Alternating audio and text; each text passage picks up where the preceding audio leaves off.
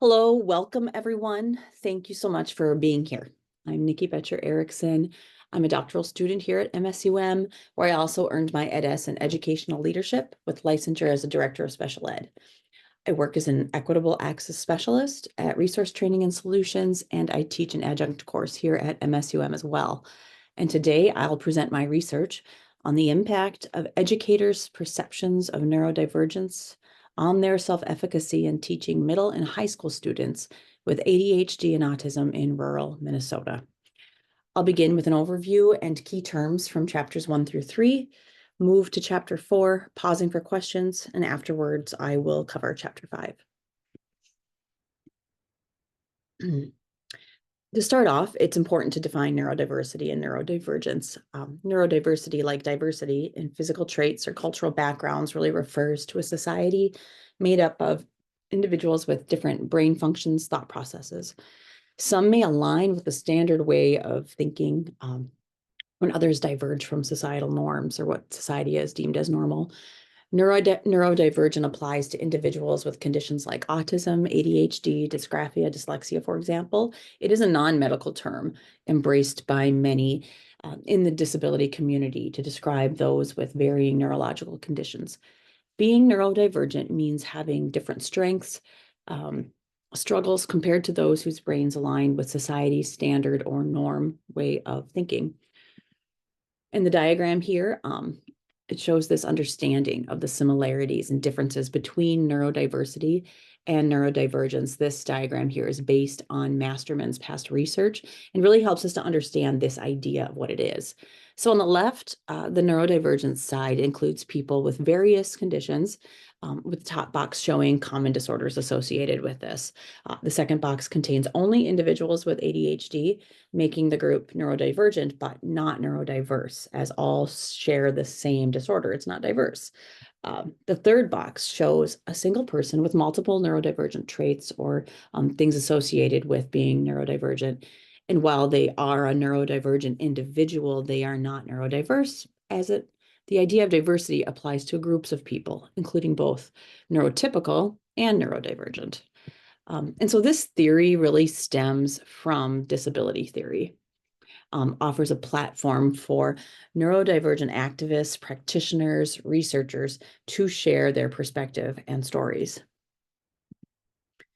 And so going into the purpose of this study was to understand the phenomenon of possible connections between teachers' perceptions of neurodivergence and their self-efficacy in teaching students with ADHD and autism. This was done by examining the essence of the teacher's lived experience through interviews. There's limited evidence in prior research on how teacher perceptions or possible bias may interact with the success of educating these students in an inclusive gen ed setting. Research by Anderson in 2017 showed that changes in perception and teaching practices in education could really benefit students with ADHD and autism. And a study by Armstrong in 2018 revealed that implicit bias can really filter into the classroom for students with disabilities, which can cause some lasting harm to students' sense of self, their confidence, and chances of success in adulthood. Some key points to understand as I guide you through my research today. Self-efficacy refers to one's belief in themselves to efficiently accomplish a task or a set of tasks in a particular area. And to this study, it really refers to the educator's belief in their ability to successfully teach students. The general education setting, or what some may refer to as the mainstream classroom, refers to any classroom or course that is not a special education space, right? A room where special education specific services are happening. So this is not teachers working in those spaces. And the study is focused on their self-efficacy, specifically with neurodivergent students. They may have an IEP, they may not. Not all individuals with autism or ADHD will have an individualized education plan, IEP, which would mean they receive special education services. So you can have a disability, but maybe you don't have an IEP if you do not require specialized instruction to meet grade level standards. And this work is tied to these two research questions here. What perceptions do teachers have about neurodivergent students? Do teacher perceptions about neurodivergence affect their success when teaching these students? I used a qualitative phenomenological approach to conduct my study. Data was collected through one-on-one interviews using convenient sampling, excluding teachers from my previous districts where I worked. Not that I don't have a relationship with them, that's why, just to eliminate possible bias.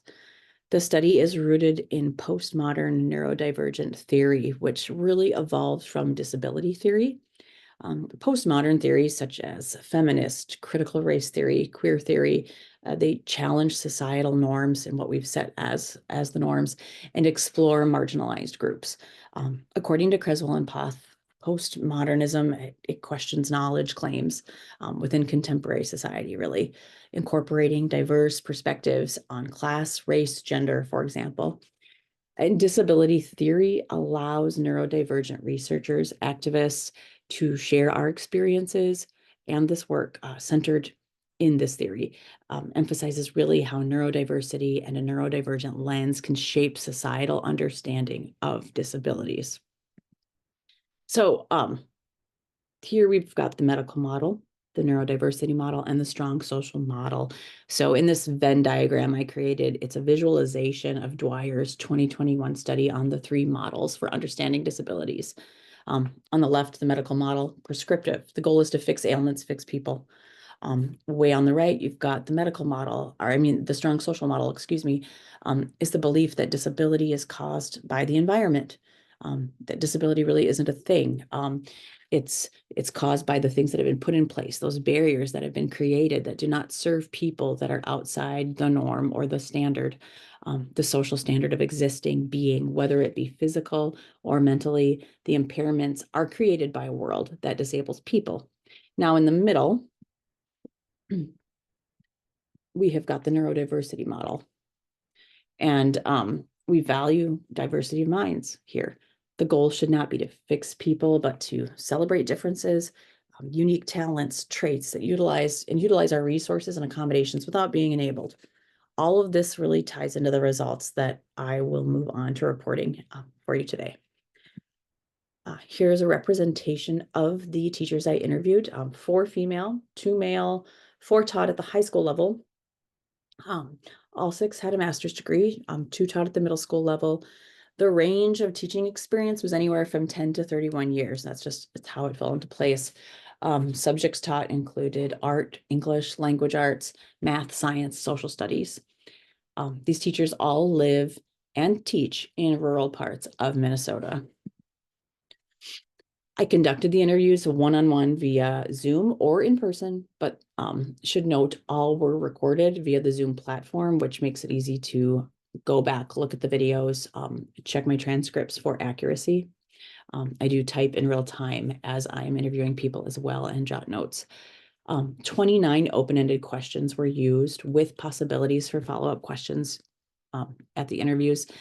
Besides the demographic questions, some exploratory questions included: what does success look like for you as an educator? What knowledge do you have about autism? What knowledge do you have about ADHD? What best prepares you to teach neurodivergent students? As a neurodivergent person who works in the field of special education, it really is imperative that I acknowledge this experience and I separate possible bias that could be tied to my research. So in phenomenology, the process for eliminating personal bias in research that is really closely positioned to one's own experience is what the researcher Mustakas explained as epoche, which is pronounced a number of ways: epoche, epoch, epoche. For my research, I will pronounce it as epoche. I found that pronunciation used the most.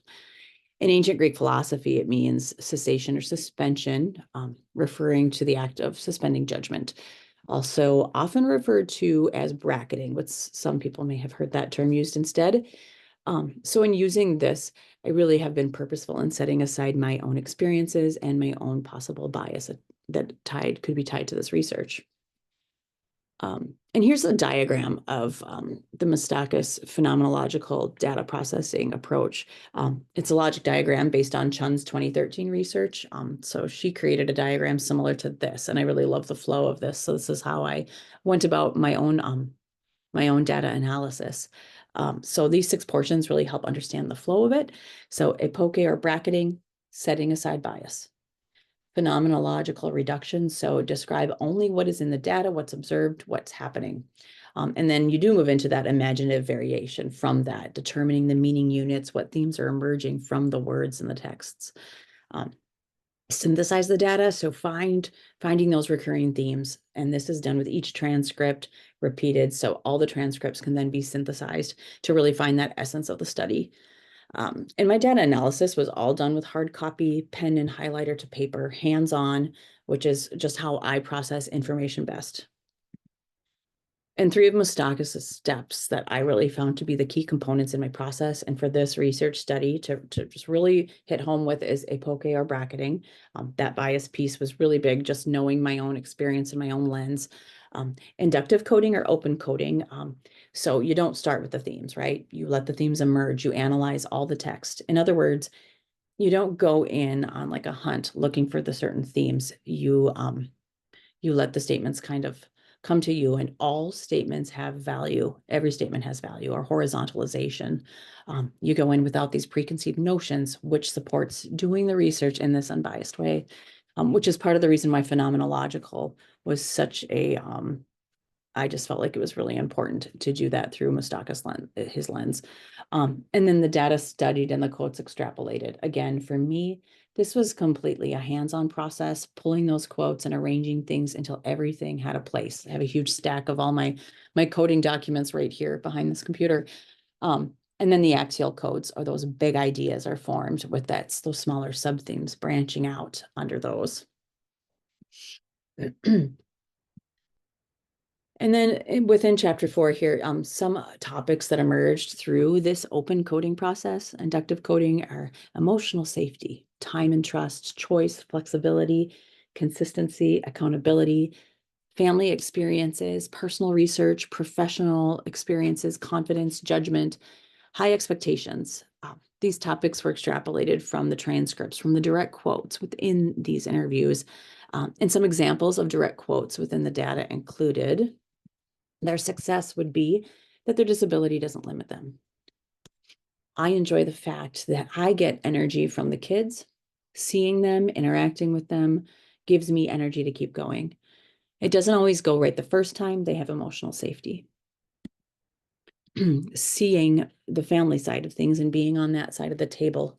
When I look at my students, I see my family and their needs, my students. So after analyzing all data fully, these 4 main themes and their sub-themes were organized here. Belief with sub-themes of confidence, judgment, high expectations, relationship with sub-themes of emotional safety, time, trust, balance with sub-themes of choice, flexibility, consistency, accountability, experience with sub-themes of family, personal research, professional research, experiences with oneself. So moving into theme 1, belief with the sub-themes of confidence in students, non-judgmental learning space, not limiting students or high expectations. Each participant exhibited that they felt belief in their students was really key to their own success. The confidence sub-theme, one participant explained that it's important to have ways for neurodivergent students to have ways to really build confidence, get unstuck when things seemed hopeless for them. And another participant explained their excitement about students and their artwork, stated their pride in their work. When they feel proud of themselves, sure, grades are a thing, but at the end of the day, I want you to take artwork home. And then another quote that really exemplifies this theme here: I told them my goal for them is learning. I want you to get to the point where you are mature enough to set it out, come up, check your work, check it. If you're wrong and if you don't understand, come talk to me. Watching them do that and being like, wait, how did that go? Okay, now I see where I went wrong. That's the goal. Learning is the goal. If you do not get everything correctly, learning is the goal. So let's do that. Let's learn. That right now feels like success. Learning for the sake of learning. And non-judgment subtheme, the educators made it clear making their own judgments and remaining open-minded in their space was imperative to that successful experience. One teacher stated, they are a student first. I will get to know them. I want to know them first. Treat every kid like they have an IEP. And then not limiting students, those high expectations was also tied to that success. And one teacher said, when kids can do things I can't do, I'll be the first to admit they're doing something cool. That celebration of their skills and gifts really like stood out as being important. And then lastly, one that I stated again, and just to reiterate, their success would be that their disability does not limit them.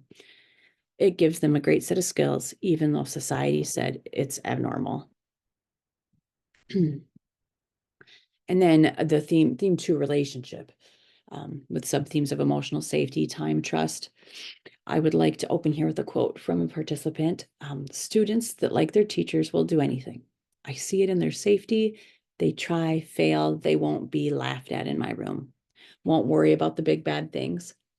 So emotional safety was exhibited when one teacher was asked about her success as an educator. She really connected it more to the feelings the students had. She explained the students will say they miss her, talk about a favorite moment, never the assignments or academics, and say, I miss you, I miss being in your class.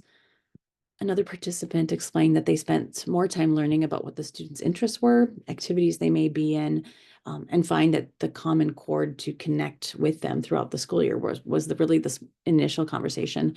And time and trust was shown. Like here, one participant explained she saw it in how they seemed in class in their actions. Another participant explained they have a lot of students with autism in their courses and stated that they feel very comfortable in my space. I meet them where they're at. They get obsessive or get overwhelmed quickly. They need breaks and tips, and I tell them to take a walk, relax, take some laps.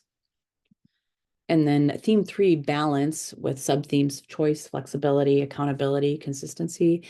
This theme was like the underdog theme, I call it, because as I was doing this research, the question about why am I studying both autism and ADHD in the same study, it kept coming up in the back of my head from others and, kept repeating.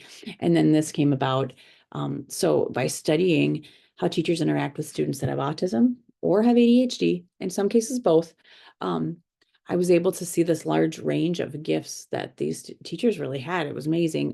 When working with their students with autism, some explained that they often struggled, these students struggled to push themselves, get out of their comfort zones, so struggling to get them out of their shell and interact with others. And then in working with their students with ADHD, on the other end, they would explain that it would be hard and such a struggle to have these students stay on task, to get the work in, to follow these time constraints, to kind of bring it in when they wanted to go way far beyond and into big explorations, which we want, but we still have to get work done, right? So they explained the ways that they hold these students accountable with these consistent expectations, with assignments, behavior expectations, and also found ways to provide choice and flexibility to really meet their academic and social needs while also pushing them to be their best self. One educator had choice and flexibility built in more naturally. They used project-based learning in their classroom, but they also said this was a challenge. So when working with students with autism, they often wanted to do the same tasks, not explore as much, kind of doing more of the same old fit in a box thing. And then their students with ADHD would want to explore too much, which was encouraged, but they still had to have some limits and they had to accomplish tasks and turn in assignments, of course. And overall, the teachers shared that they have ways to create the needed variety that goes beyond the required accommodations or modifications in their classroom while setting consistent boundaries. And lastly, the theme 4, experiences, with sub-themes of family, self, personal research, professional. All participants shared their personal stories about the people in their lives with ADHD, autism, or other disabilities. Each participant had a personal connection of some kind. Some felt they themselves had something that maybe would put them under this neurodivergent umbrella. They explained that this is where they learned a lot about what they knew about autism or ADHD, along with their own personal questioning, research, and what they learned from just being in the classroom. One participant stated he learned a lot about both autism and ADHD from filling out diagnostic forms that special ed teachers needed for evaluations of students and other documentation. He explained that he started to learn about autism and ADHD by reading between the lines and said, through those accommodation plans, a lot of those things in there are tailored in there. Note-taking templates, low distractions, time away in breakout area. I learned from reading between the lines. I have filled out diagnostic forms. I learned from doing those forms. And another participant reflected on her family's experience, and she said, when I look at my students, I see my family, their needs, my students. They are someone's son or daughter. There is a mom and a dad who adores that child, and you have to keep that in mind, even when it gets hard. I think the family side of it helps. So these experiences emerged from this data, and it's imperative to how the educators gained this knowledge about autism, ADHD, neurodivergence, and how to best serve students with these kinds of differences. And then here is another look at the themes and sub-themes together for you. This is with the original color coding system that I used. I'm just very visual, so I like to see that color. Before we move on to the description and synthesis, through the data analysis process, though, so composite textual description, I was able to recognize that the educators gained their understanding of disability, specifically ADHD and autism, from their past experiences with their families, people they know, and in their daily work in their classrooms. The participants all attributed their teaching success and self-efficacy to student success. And the success of students was really shown in how the students push themselves out of their comfort zones by challenging themselves as a learner, or socially. Student success was also tied to confidence, safety, trust in their teachers. And the teachers in this study worked in the gen ed setting, as I said, where they met the needs of many students, including those with autism and ADHD. All the participants had over 10 years of teaching experience. And the study found that their classroom environment and student needs often misaligned with their initial training that they had, which was insufficient for addressing the diverse learning styles in their classrooms, current day. Teachers reported minimal pre-service training in special ed and on the topics of autism and ADHD specifically, despite spending a lot of time with students who had these conditions. So to meet the needs, teachers relied heavily on that on-the-job experience, personal research, and family knowledge to inform their teaching practices.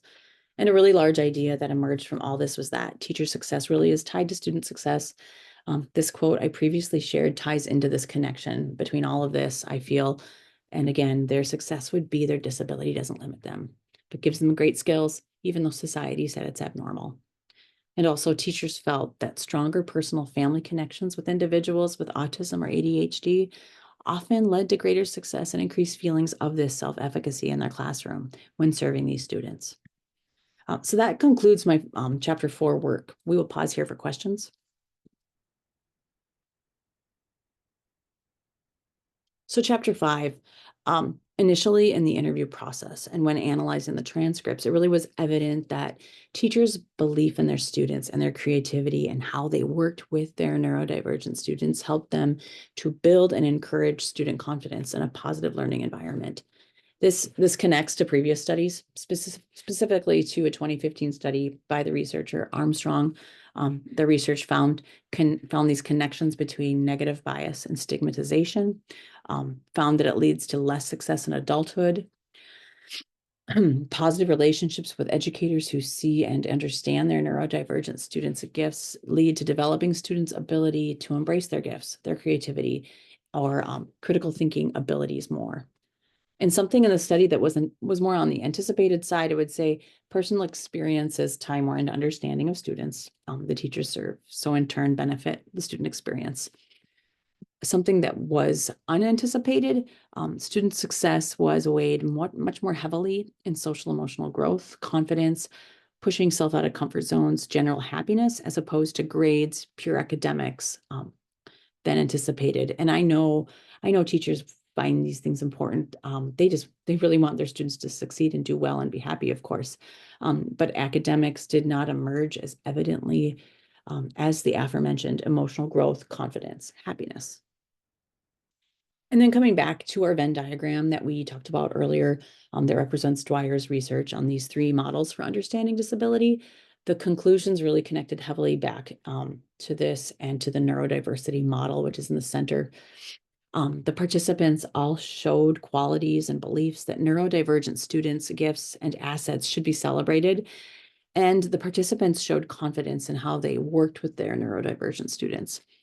Their self-efficacy was connected to their students' growth, their wins within the non-judgmental learning environments that they hoped that they were creating, which is represented when we funnel out this neurodiversity model and neurodivergent theory here.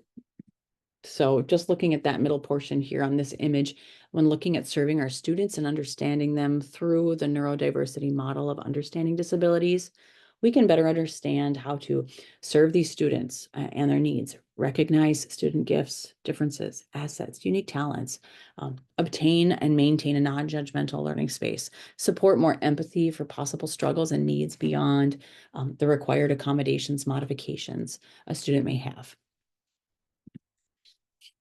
The educators expressed that they had this, they've talked about this lack of pre-service knowledge of ADHD and autism. And it really should be noted that all of these educators, like I said, finished their initial teacher prep a minimum of 10 years ago. Therefore, it makes sense that they would gauge the needs of these students based on what information they could find and gather, such as personal experiences, as a lot of the research on autism and ADHD is newer and wasn't talked about as much. And we have seen a lot more research in these areas in the last 10 years when many of these educators were already in the classroom, so not in their teacher preparation programs. Lack of pre-service knowledge leads to doing own research, personal or professional, which really included them drawing on their own personal and family experiences and histories. Having educators that better understand the neurodivergent experience leads to more success for students, which brings me to what I'm most excited to show you today here. So all these themes, the overall synthesis leads me to this, which is the lived empathy model. So this model emerged for me, and I created it from the data that I've shown you today. It represents the essence of these teachers' experiences and how this sampling has created and creates a positive experience for our neurodivergent students in non-special ed classrooms. At the top, you see that teachers here felt strongly that teacher success, their own self-efficacy, is measured through their student success.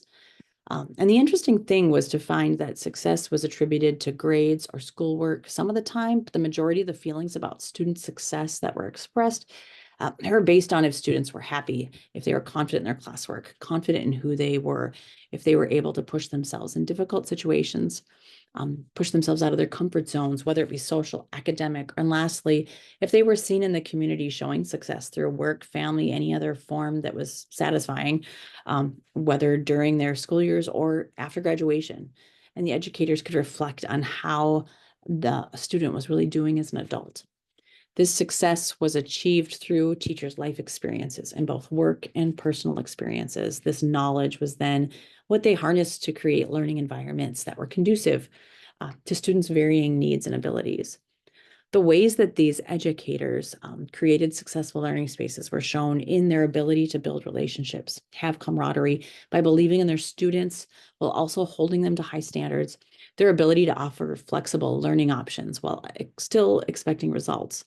The balance between the flexibility, the needs, and the holding to high standards was often expressed as a balancing act that they had to think about a lot. All of these factors combined created this lived empathy model, which I feel is a guide for how we could really frame how we work to facilitate positive educational experiences for both the teachers and for the students with ADHD or autism with the resources that we have. And I do have a few limitations to share with you today. First, the study was conducted with educators working in any content area, not specific to special ed. So presenting a wide variety of content to be taught through possible various teaching styles, art, math, English, for example. So more profound research into how to best serve students in specific content areas would be an area for future research to see how certain educators can really align their curriculum with practices that benefit these students. Secondly, the study included participants who had been teaching for 10 years or more. So it was helpful to uncover these particular themes that emerged due to interviewing experienced teachers. But helpful data, I think, could be unearthed if more educators from a broader range of teaching experience were studied to kind of gauge that lived experience of a younger generation of teachers as well, coming from the more current teacher prep programs. Small sampling size. The research sample included interviews with 6 participants. I recognize that more participants would provide opportunities for more analysis of the themes and more possible themes within the data. This qualitative research implemented through semi-structured interviews really provided, oops, we're going to go to the next slide. So this study contributes to the already existing literature on neurodivergence and disability studies. The prior work in neurodivergent theory, disability theory, among others, really helped to guide this research through data analysis. The lived empathy model really emerged from the themes that were uncovered, which theorizes that teacher success or self-efficacy with our neurodivergent learners equals neurodivergent student success. This student success equals students gaining confidence, showing trust, challenging themselves. And this success can happen in environments that provide balance and trust. And the ability to do this is heavily attributed to teachers' histories, personal professional experiences with individuals who are neurodivergent. The recommendations I would like to share based on the data, the research design, and the delimitations of the study. So recommendations from the data, more exploration on these connections between the lived experience of teachers with others with autism and ADHD, how those personal experiences further contribute to their success with these students. This empathy connection that derives from the personal histories has the potential to benefit many teachers and students. We need to use what I refer to as this lived empathy model to really empower teachers to hone in on their histories more, to help their students trust themselves fully, find training and supports to enhance the knowledge they already have within them. And then the recommendations from the research design and limitations I want to share. So this study could be done on a larger scale with more people, different settings such as urban versus the rural areas that we're focused on for this study. Also, the study was done with educators who've been teaching 10 years or more. So the data from new educators could help uncover more insight how newer teacher experiences can make these connections. And then in either of those recommendations, further data could be collected, then desegregated to really show possible differences between years of experience, different areas. There's so many different options you can really take that. And then the recommendations based on those parameters, those delimiters, how teacher preparation readies our non-special ed teachers to work with students who are neurodivergent or who have a disability. Project-based learning and universal design did come up in an interview, and that'd be another interesting topic to explore. And then also, because this was such a strong theme, really, I can't say this enough, explore even further how teachers' life experiences really do impact that student success, focusing on which experiences may hold the most influence. Could be a huge exploration thing for somebody. But the study examined the relationship between teacher perceptions of neurodivergence and their self-efficacy in teaching these students. And through this research, the themes of belief, balance, experience, they emerged. It was found that teachers really felt most successful when they witnessed the student growth, whether through increased confidence, overcoming challenges, later success in adulthood, their understanding of students shaped by personal and professional experiences. It was crucial. High expectations combined with genuine high care significantly contributed to student success and in turn, teacher feelings of success. Now, as a neurodivergent individual with these experiences in both special ed and gen ed, I recognize the need for ongoing efforts to help all teachers leverage empathy and lived experiences to support our students with ADHD and autism. I am excited that I was able to explore this topic. I'm also intrigued by what other avenues this research really could inspire for others. And I want to take a moment here just to thank you all for spending time with me today. This has been a marathon, not a race, and at times difficult, but always meaningful, extremely invigorating. So thank you so much. And now, of course, time for questions. Thank you, everyone.